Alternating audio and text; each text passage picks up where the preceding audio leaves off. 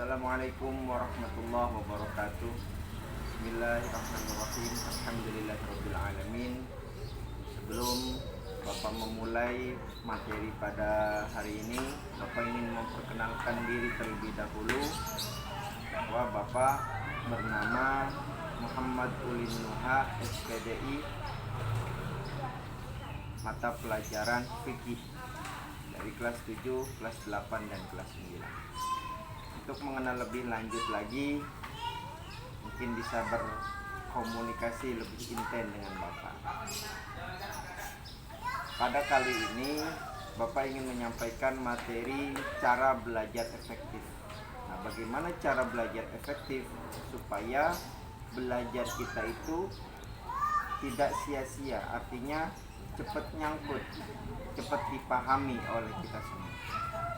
Yang pertama adalah belajar kelompok, bahwa kita sebagai makhluk sosial sebenarnya untuk masalah kelompok itu ya kita harus belajar kelompok. Kenapa? Karena pemikirannya itu bisa bareng-bareng kita memikirkan sesuatu. Misalkan ada suatu masalah, kita memikirkannya tidak sendiri, tetapi secara bersama-sama.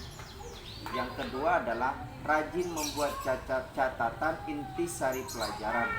Jadi apa yang telah guru sampaikan atau jelaskan, kalian membuat rangkuman, ya, membuat rangkuman apa-apa saja yang merupakan inti dari pelajaran tersebut.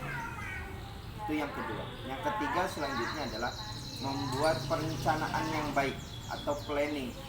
Ini jadwalnya kamu harus sudah susun yang rapi, ya, sesuai dengan hari-harinya. Itu adalah perencanaan yang baik. Hari ini pelajaran apa, besok pelajaran apa, dan selanjutnya pelajaran apa, kamu susun perencanaan yang baik. Yang keempat, itu adalah disiplin dalam belajar. Kita ketahui bahwa kalau kita belajar itu kadangkala merasa jenuh. Nah, kalau pikiran seperti itu, belajar semakin jenuh, maka kalian harus punya strategi-strategi yang lain. Misalkan kita sedang dalam jenuh, maka kamu ya bisa bermainlah sebentar. Setelah itu kalau pikiran kamu sudah fresh, maka kamu kembali lagi untuk belajar. Yang penting adalah setiap hari kalian belajar. Kenapa kamu belajar? Otak itu, alat untuk mengasah otak itu adalah dengan belajar, ya, alat untuk mengasah otak itu dengan belajar. Jadi kalian harus mengasah otak dengan belajar, terus disiplin dalam belajar. Yang kelima, itu adalah menjadi aktif bertanya dan ditanya. Kalau kalian disampaikan materi, kalian tidak paham, jangan kalian diam, merasa acuh tak acuh, tetapi kalian bertanya. Dan kalian kalau sudah paham maka harus siap untuk ditanya. Selanjutnya adalah yang keenam, belajar dengan serius dan tekun. Kenapa belajar serius dan tekun? Karena kalau belajar sambil bercanda, maka yang masuk adalah bercandanya, bukan keseriusannya. Jadi harus belajar serius dan tekun. Yang ketujuh adalah jujur dalam mengerjakan ulangan dan ujian. Nah, kadangkala kita sering melakukan hal-hal ketika ujian itu sering mencontek, ya, sering mencontek ulangan atau ujian kepada temannya, atau bahkan saling tukaran. Nomor 1 siapa, nomor 2 siapa. Jangan seperti itu. Ujian itu adalah menguji kemampuan kamu selama kamu belajar oleh guru tersebut materinya. Seberapa masukkah materi tersebut terhadap dalam pembelajaran kamu. Jadi harus yang namanya jujur dalam mengerjakan ujian. Yang kedelapan, latihlah rasa tanggung jawabmu. Dalam hal apapun harus kamu latih. Jadi tanggung jawab benar-benar. Apa itu tanggung jawab? Kemarin sudah dipaparkan oleh Bu Masturoh tentang merasa tanggung jawab. Dalam hal apapun, sekecil apapun kamu harus tanggung jawab. Terus selanjutnya adalah Yang kesembilan, mendengarkan penjelasan guru dengan baik.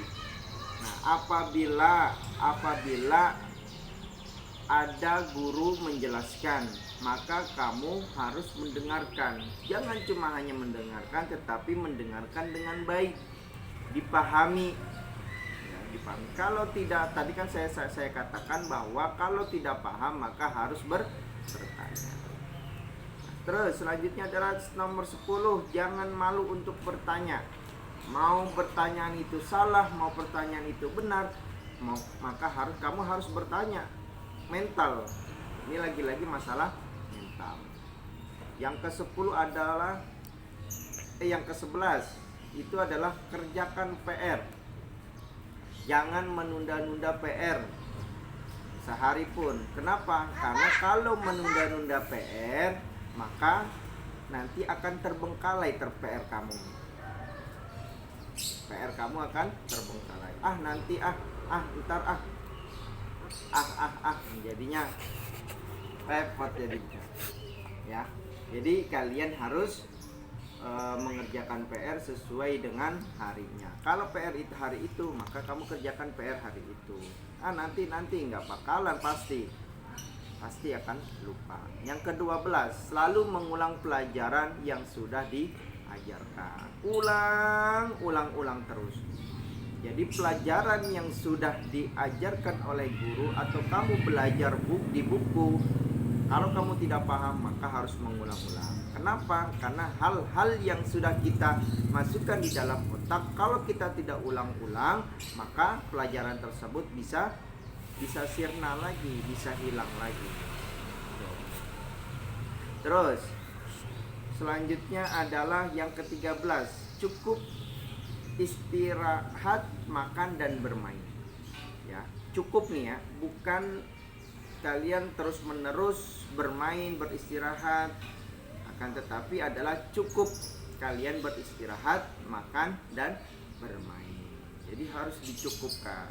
Kamu belajar, tapi jangan lupa main, makan dan istirahat. Jangan malah terbalik, belajar lebih banyak, main, makan lebih banyak, belajarnya lebih sedikit. Itu malah kebalik.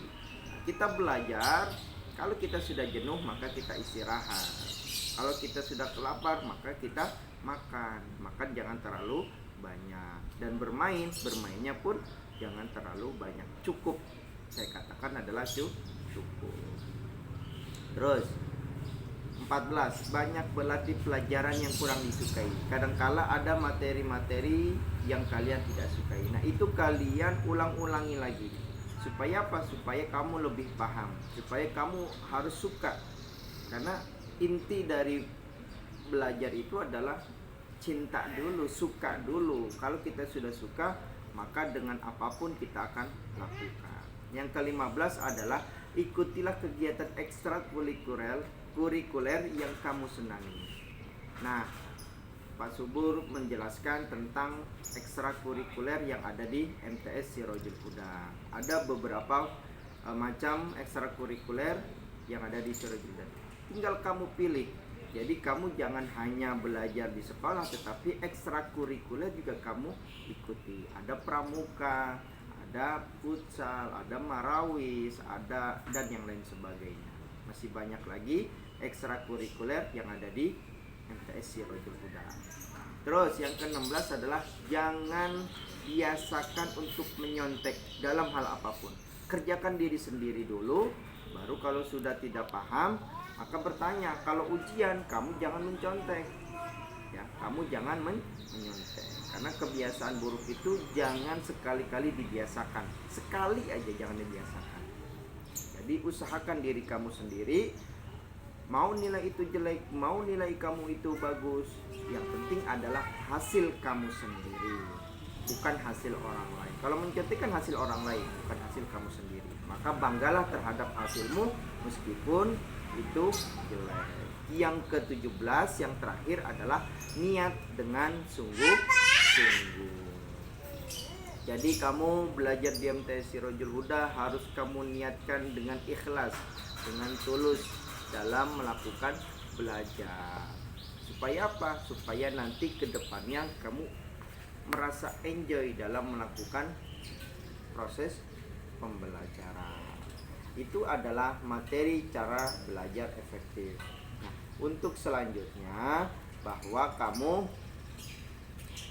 nanti rincikan apa-apa saja dari nomor 1 sampai nomor 17 kamu rangkum lagi dan kamu tulis. Setelah itu kamu kirim ke grup ya, kamu kirim ke grup, fotoin hasil karya kamu, yaitu cara belajar efektif apa saja. Setelah itu baru di screenshot kirim ke grup biar saya melihat tugas-tugas kamu. Itu adalah tugasnya ya. Nah, terus yang kedua adalah pengenalan sistem pembelajaran online. Nah, sistem pembelajaran online nanti akan Bapak kirimkan lagi tentang video bagaimana cara kamu untuk melakukan pembelajaran. Kalau di MTS Sirajul Huda itu menggunakan e-learning madrasah ya, menggunakan e-learning madrasah. Nanti kalian pelajari video-video YouTube yang ada di MTS Sirajul Huda, yaitu MTS Sirajul Huda channel. Terima kasih. Mungkin hanya itu saja yang Bapak dapat sampaikan. Mudah-mudahan bermanfaat bagi kita semua dan kita bisa melakukan pembelajaran dengan baik sehingga pelajaran-pelajaran kita bisa pahami dengan baik dan bisa kita ejawantahkan di dalam kehidupan masyarakat. Sekian dari Bapak. Wallahul muwaffiq ila aqwamit thoriq. Assalamualaikum warahmatullahi wabarakatuh.